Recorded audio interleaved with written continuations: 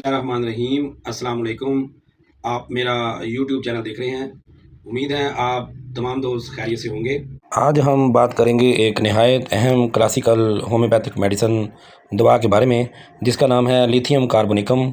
ये मेडिसन ख़ास तौर पर यूरिक एसिड की ज़्यादती, गाउट, रूमेटिज़म और बाज़ कल्बी और गुर्दों की अलामात में ज़ेर गौर आती है। ये दवा किन मरीज़ों की अलामात में मुफीद समझी जाती है?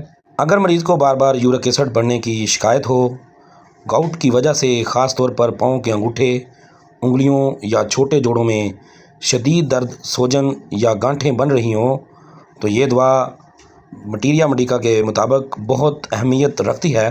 कि एक बहुत नुमायाँ अलामत ये है कि सर दर्द खाना खाने से बेहतर हो जाता है। इस तरह मैदे में तेज़ाबियत, खाली पेट, दर्द या भूख जैसा एहसास भी खाने से कम हो सकता है।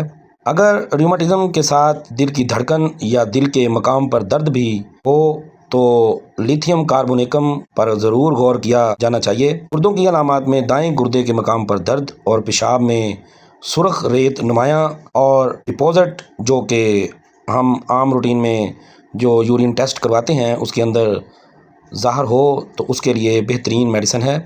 जोड़ों के दर्द में अक्सर मरीज़ बताता है कि हरकत करने से आराम मिलता है, जबकि ज़्यादा देर आराम करने से दर्द बढ़ जाता है।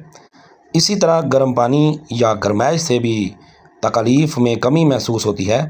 इस दवा में अलामात अमूमन सुबह के वक़्त और जिस्म के दाएं हिस्से में ज़्यादा नुमायाँ हो सकती हैं। इस मेडिसिन को किस पोटेंसी में इस्तेमाल किया जाए?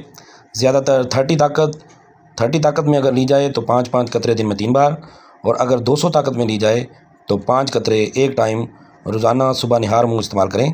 लिथियम कार्ब सिर्फ यूरिक एसिड बढ़ जाना इस्तेमाल करने की दलील नहीं।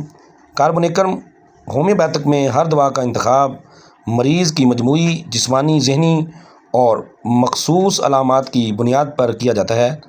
अगर आपको ये मालूमात मुफीद लगी हो तो वीडियो को लाइक, शेयर और कमेंट ज़रूर करें, और मेरे चैनल को सब्सक्राइब करना मत भूलें।